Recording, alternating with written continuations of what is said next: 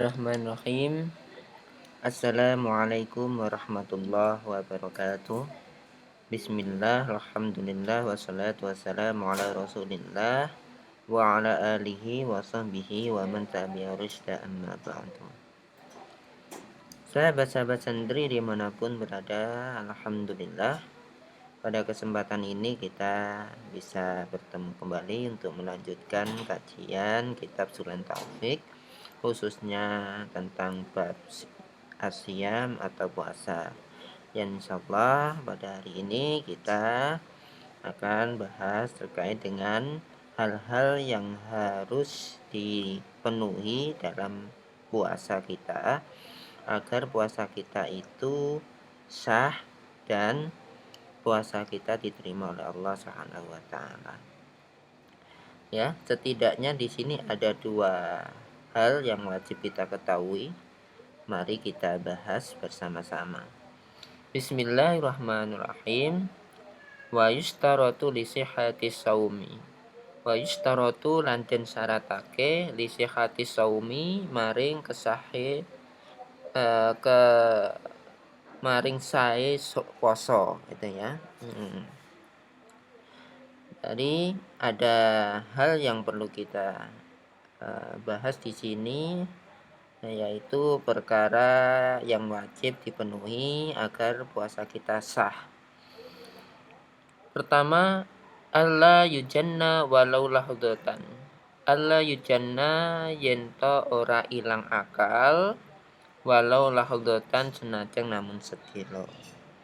Yang pertama, dalam keadaan sadar ya dalam menjalankan puasa itu dan tidak boleh kehilangan hilang akal ya, meskipun itu hanya sekedar. Maksudnya hilang akal apa? Yaitu kehilangan kesadaran ya, karena gila atau karena suatu penyakit seperti epilepsi atau karena minuman-minuman keras sehingga kesehatan akal kita atau kesehatan mental itu menjadi hilang. Nah, jika terjadi hal seperti itu, maka di sini dijelaskan alla yujanna walau lahdotan ya. Dalam berpuasa itu harus dalam keadaan sadar ya. Jika terjadi di sini suatu kasus faman junna fi naharin Ramadan walau lahdotan inqadha saumuhu. Jika ada seseorang ketika menjalankan ibadah puasa Ramadan di siang harinya, kemudian terjadi sesuatu pada dirinya sehingga dia kehilangan akal sehatnya ya, entah itu karena penyakit ayan atau epilepsi itu ya, atau karena perkara lainnya ya, yang sehingga menghilangkan kesadaran akalnya. Nah, maka jika seperti itu ada dua hukum di sini. Yang pertama, lakinnahu la yajibu alaihi qada. Yang pertama adalah inqata'a saumuhu lakinnahu la yajibu alaihi qada. Pertama, puasanya batal. Ya, jelas puasanya batal karena dia kehilangan akal sehatnya. Nah, tetapi dia tidak wajib mengqadha puasa tersebut. Ya. Wa kadza la yajibu alaihi qada'us shalah allati istaghraqa jununuhu waqtaha. Dia juga tidak wajib mengqadha salat ya, ketika waktu sholat itu habis karena gejala-gejala tadi ya.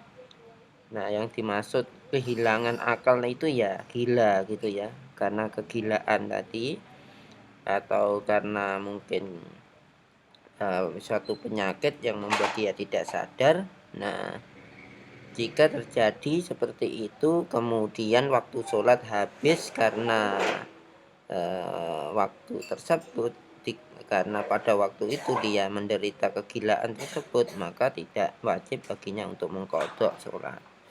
Nah, itu madama ghaira muta'addin bijunudihi fil halain. Nah, itu dengan catatan bahwa penyakit tadi, kegilaan tadi, atau kehilangan akal tadi itu tidak disengaja, ya, tidak disengaja. Mungkin ya karena tadi seperti penyakit epilepsi, ya, atau dalam bahasa Jawanya ayan, ya, ayanan gitu ya. Nah, itu jika terjadi seperti itu kan tidak disengaja gitu ya. Nah, atau karena faktor lainnya, ya, karena faktor lainnya yang menyebabkan dia kehilangan akal, ya, kehilangan kesadaran akalnya. Nah, dan faktor itu dia tidak disengaja gitu. Maka jika seperti itu puasanya tetap batal, tetapi tidak wajib mengqadhanya. Bahkan jika pada waktu itu dia belum melakukan sholat dan waktunya sudah habis, maka dia tidak perlu mengqadha sholatnya. Nah, itu jika tidak disengaja. Tapi jika disengaja, wa mislu muta'addi bijunudihi, jika gilanya itu karena disengaja, seperti ini mansaribam dan syai'an yusabbibul jununa, ya, seperti ketika orang minum minuman keras kemudian dia mabuk menjadi gila gitu ya. Nah, yang seperti itu maka dia wajib untuk mengqadha puasanya dan mengqadha sholatnya. Nah, karena ada faktor kesengajaan atau memang melakukan sesuatu yang bisa menyebabkan kehilangan akal, ya. Nah, itu atau merusak akalnya. Nah, itu juga puasanya batal dan dia wajib mengqadhanya dan juga mengqadha sholat yang ditinggalkannya. Nah, itu jika dilakukan karena kesengajaan, ya. Oke. Nah, selanjutnya wa alla yughma alaihi kulla yaumin minal fajri ila ghurub. Nah, selanjutnya wa alla yughma alaih, lan yento ora yughma alaih itu pingsan, bisa juga kehilangan kesadaran, kula yaumin sepanjang waktu, ya. Jadi mulai dari fajar sampai terbenamnya matahari, jadi sepanjang hari dia tidak sadarkan diri, ya, mungkin karena pingsan atau koma, ya, sehingga tidak sadar. Maka jika seperti itu, nah, maka pembahasannya di sini wa alla yughma alai kulla yaumin minal fajri ila ghurub, ya, wajib orang yang berpuasa itu dalam keadaan sadar itu ya, mulai dari pagi hingga terbenamnya matahari. Jadi sepanjang hari itu dalam keadaan sadar. Tapi jika ada orang faman uhmiya alaihi kulla naharin, jika ada orang yang koma atau mungkin pingsan sepanjang hari, ya, mungkin karena kecelakaan atau mungkin apa, ya. Nah, kemudian dia pingsan atau koma sepanjang mulai fajar hingga terbenamnya matahari itu ya, maka lam yasihu saumuhu, maka dia tidak sah puasanya meskipun dia sudah niat, ya. Sudah niat, tapi ketika waktu menjelang fajar kemudian dia terjadi sesuatu menyebabkan dia koma atau pingsan sepanjang hari itu, maka dia tidak tidak sah puasanya. Tetapi wajibu alai qadha, tetapi dia wajib mengqadha puasa yang ditinggalkan itu, yaitu pada waktu ketika dia tidak sadar itu. Nah, bi khilafis shalah, tetapi berbeda dengan kasus salat. Fa innahu la yajibu alai qadha, tetapi kalau salat dia tidak wajib mengqadhanya. Jadi dia koma sepanjang hari, mulai pagi sampai sore sampai maghrib gitu ya. Nah, maka waktu sholat yang ditinggalkan itu tidak wajib untuk diqadha. Nah, itu ya. Dengan catatan madama ghairu muta'addi bi igma'ihi, dengan catatan bahwa itu dilakukan terjadi karena tidak ada faktor kesengajaan. Ya. Kalau ada faktor kesengajaan seperti meminum sesuatu yang menyebabkan dia pingsan, atau melakukan sesuatu dan dia sadar bahwa itu akan membuat dia bahaya pada dirinya, kemudian dia tetap melakukan, berarti ada faktor kesengajaan agar dia pingsan atau dia koma, maka tentu sholatnya wajib diqadha dan juga puasanya wajib diqadha. Tetapi jika tidak ada unsur kesengajaan, mungkin karena kecelakaan, mungkin karena tertimpa sesuatu menyebabkan dia pingsan atau koma sepanjang hari, maka dia tidak wajib mengqadha sholat, tetapi dia tetap wajib mengqadha puasa yang ditinggalkan. Nah, itu ya teman-teman. Jadi perbedaan antara poin pertama dan kedua, jika poin pertama itu ada faktor kegilaan, gila ya. Jadi dia keadaannya tetap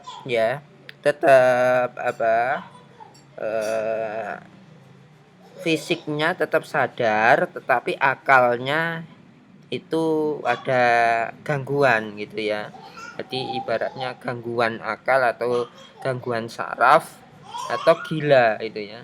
Jadi ada jika dalam waktu menjalankan ibadah puasa kemudian ada faktor yang menyebabkan dia gila, kehilangan akalnya. Nah, jika faktor itu bukan sesuatu yang disengaja, ya seperti penyakit mungkin atau apapun yang membuat dirinya menjadi gila dan dia tidak sengaja. Nah, gila dimaksud di sini cangkupannya luas ya. Yang terpenting kehilangan akal sehat gitu ya. Dia kehilangan akal sehat, maka puasanya batal tapi tidak wajib diqadha. Sholatnya juga yang ditinggalkan juga tidak wajib diqadha. Jika ada sesuatu yang menyebabkan dia kehilangan akal dan itu tidak disengaja. Tapi jika disengaja, maka puasa dan juga sholat yang ditinggalkan itu wajib diqadha. Terus untuk poin yang kedua itu berkaitan dengan seseorang yang menjalankan ibadah puasa kemudian ada sesuatu yang menyebabkan dirinya itu koma, pingsan sepanjang hari ya, mulai dari fajar kemudian sampai maghrib dia pingsan ya sepanjang hari, maka puasanya batal dan wajib mengqadhanya, tetapi untuk sholatnya dia tidak wajib mengqadha. Nah, itu ya. Tapi jika ada unsur kesengajaan sehingga menyebabkan dia pingsan atau koma, ya kesengajaan pada dirinya sendiri, ya maka dia wajib mengqadha puasa maupun mengqadha sholatnya. Nah, kemudian ada keterangan fala yaduru naum al yaumil kullih ya, fala yaduru naumul ka yaumil kullih. Nah, bagaimana jika sepanjang hari itu dia tidur, jadi dia sama ya, sama dengan pingsan, maksudnya kalau sama-sama kehilangan kesadaran, kalau tidur juga seperti itu. Bagaimana kalau tidur, apakah sama hukumnya dengan pingsan? Maka di sini fala yaduru, maka berbeda ya. Kalau tidur itu boleh, sholatnya tetap sah. Jadi kalau seseorang sepanjang hari ya, setelah subuh, setelah sahur dia ya tidur terus sampai maghrib gitu katakan ya. Nah, maka puasanya tetap sah ya, selama dia sudah berniat ya. Tetapi dia tetap wajib ya untuk mengqadha waktu sholat yang ditinggalkan gitu ya.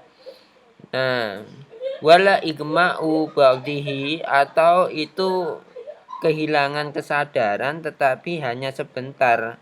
Kalau tadi kan sepanjang hari ya, kalau ini hanya sebentar, mungkin 5 menit atau 3 menit dia pingsan. Nah, setelah itu dia bangun lagi gitu ya, maka puasanya tetap sah untuk dilanjutkan ya, jika pingsan itu atau koma itu tidak sampai sepanjang hari gitu ya, jadi hanya sebagian waktu itu ya. Nah, itu teman-teman terkait dengan dua poin, dua hal yang patut kita perhatikan ketika puasa, yang intinya bahwa ketika orang melakukan puasa maka wajib baginya dalam keadaan sadar ya, sehat jasmani maupun sehat rohani. Jika kemudian salah satunya terganggu, seperti rohaninya terganggu sehingga kehilangan akal sehatnya, atau kemudian jasmaninya terganggu sehingga sampai pingsan, sampai koma, maka puasanya menjadi batal ya. Ya, batal dengan catatan seperti tadi yang sudah dijelaskan. Oke, terima kasih untuk semuanya. Mungkin itu saja dulu untuk dari saya. Insya Allah kita lanjutkan materi-materi lainnya di pertemuan yang akan datang. Wallahu muwaffiq ila aqwamit thoriq. Wassalamualaikum warahmatullahi wabarakatuh.